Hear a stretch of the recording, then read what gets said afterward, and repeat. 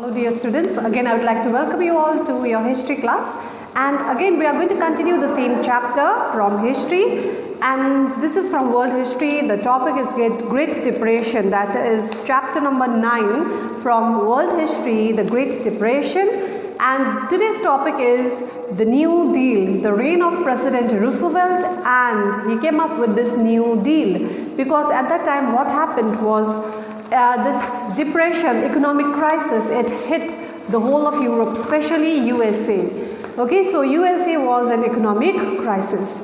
So at this time now President Roosevelt, he came up with this New Deal to fight against this depression.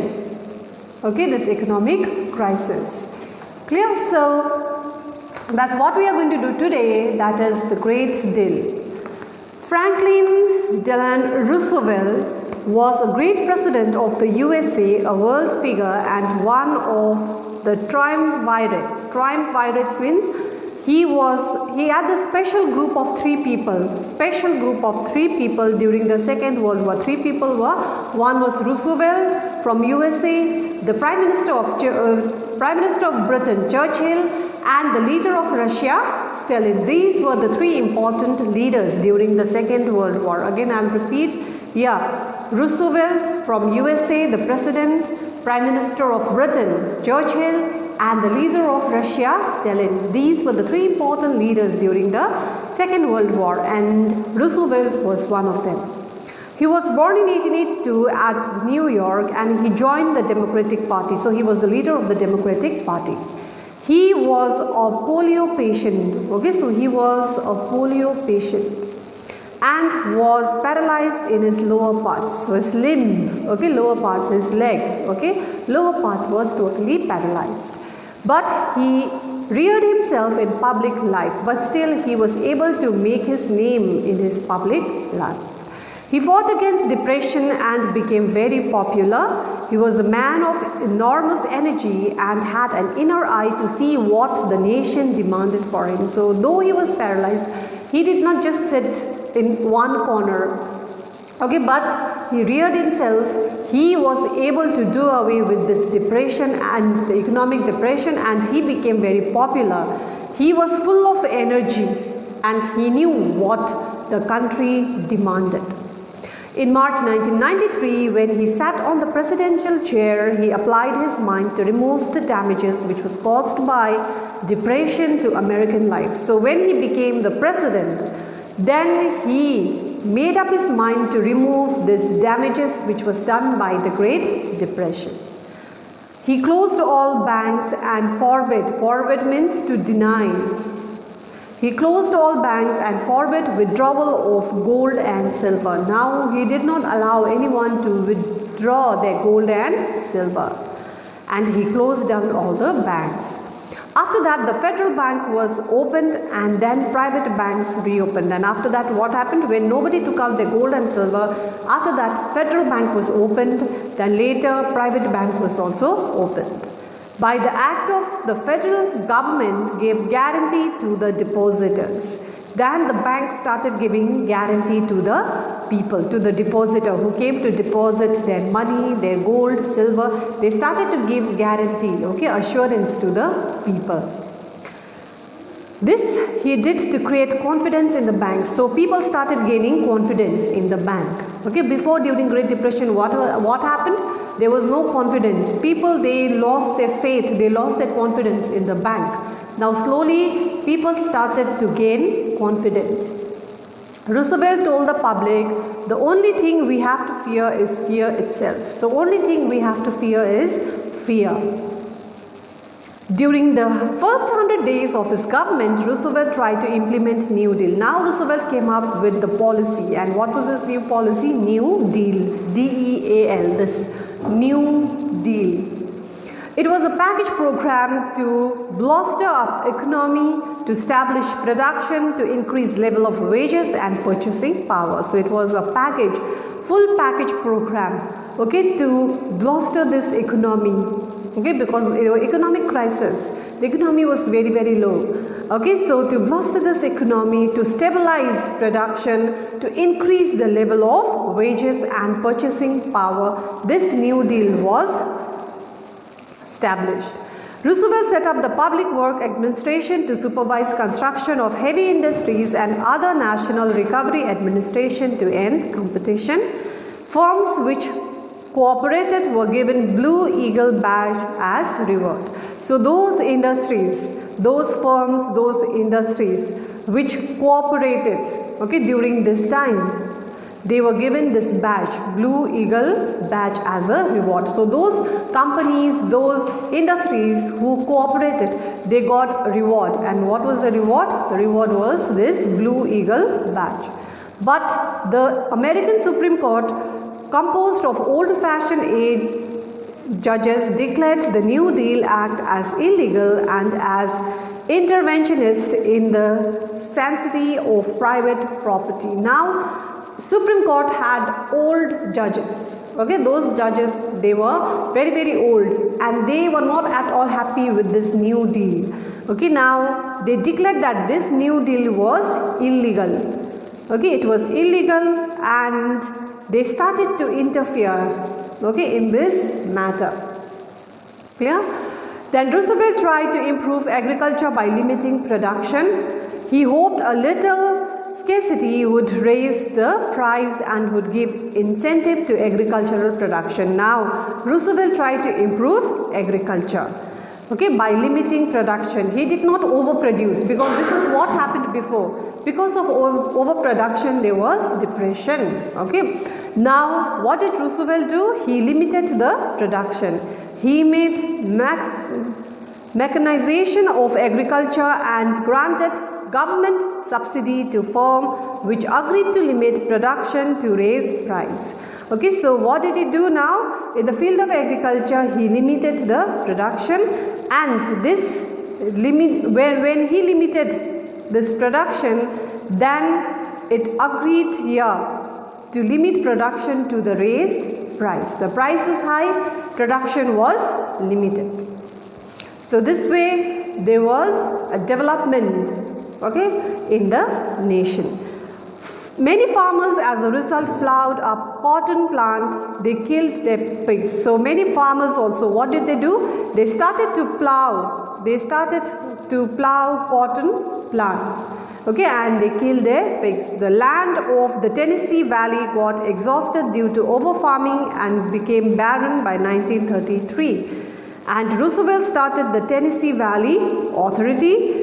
It was a corporation financed by the government which built dams across the river to promote irrigation, supply electricity and prevent flood. Now, the government also started with the Tennessee Valley Authority. And now what Roosevelt did, he started to construct dams to provide water, okay, water for irrigation, to provide electricity and also to prevent flood. The hydroelectricity produced cheap fertilizers. Now because of this hydroelectricity, what did it do? It produced cheap, okay, in less price, cheap fertilizers. Now farming methods were encouraged. So farming methods were also encouraged. And what was the result? As a result of the above measures, price increased, business also started to improve, unemployment also became less. Roosevelt then started building up schools, roads, bridges, forest plantation to provide more employment. In 1934, he passed another act. So in 1934, he passed an act which was an act to regulate stock market, and in 1935, he passed the Social Security Act. Now he wanted to bring up the stock market also. What happened to the stock market? The stock market also went down, isn't it? So now he wanted to regulate the stock market, and he came up with this act, Social Security Act. The last act that had far-reaching consequences in American history. Widows, children, orphans and handicapped were provided state subsidy for their survival. So the government started giving them fund, especially to children, to widows, orphans and handicapped. Never before such legislation, okay, law for poor was seen in USA. So for the first time, this kind of law was passed by the US government. But this New Deal of Roosevelt faced serious opposition from conservative. Now what happened? This New Deal was not liked by another party, the Conservative Party. As the implementation of above legislation required federal interference in state, conservatives regarded as a violation of the constitution, because here the federal government was involved in this New Deal, so the Conservative Party thought that this was a violation of the constitution. That means they were going against the constitution. When Roosevelt was re-elected in 1936, he naturally believed his massive victory indicated people's support to his policy. Again in 1936, when Roosevelt was elected as the president, now he believed that whatever policy, this New Deal policy he followed, people like this policy. That's why he was again elected as the president. Hence, complaints were made before the Supreme Court against increasing federal interference in state government. And now complaint was made after Roosevelt, he became the president. Complaint was made before the Supreme Court against this interference, increasing interference in the state, interference of the federal government in the affairs of USA. The conservative old judges cancelled the act which was passed by the federal legislature. Again, on the other side, they were old judges. They were also against this New Deal, and they wanted to cancel this act which was passed by the federal government. Roosevelt's New Deal was in deep water at that time. Again, Roosevelt again complained that the Supreme Court was acting as a policy-making body instead of acting as a judiciary. So Supreme Court, when the act was cancelled by the judges of the Supreme Court, then Roosevelt, he complained that Supreme Court was acting as a policy-making, okay, and was not helping the nation for its development. He brought bills before the legislature empowering the president to replace judges who were over 70 years and unable to appreciate the spirit of changing time. Now he came up again. What did Roosevelt do now? Roosevelt now he brought an act. According to this new act, now the judges of the Supreme Court, those who did not agree with this New Deal or those who did not agree with Roosevelt, those judges who were above 70 years, now they were replaced by new judges. But the bill was opposed by many conservative and liberals, and this bill was opposed, this act to remove the old judges and replace them by new judges were cancelled, were opposed by many of the Conservative Party and liberals. Complaints were made that the president was demanding too much power. Okay, they were complaining that the president was demanding too much power. The bill was defeated. Now this bill was defeated, but even though the bill was defeated, several judges, they voluntarily they retired. Okay, willingly they retired during a short time. Now Roosevelt appointed new judges with new outlook. Therefore, many federal laws were approved by the new judges of the Supreme Court. So many of the laws, okay, New Deal laws, many of the laws, okay, which was brought by Roosevelt was accepted by these new judges of the Supreme Court. By 1938, the New Deal was passed, and finally 1938 the New Deal was passed. The New Deal ended the economic depression in America and restored prosperity. And because of this New Deal, the depression, the economic depression which was there in America was totally removed. And now slowly what happened? There were prosperity in America.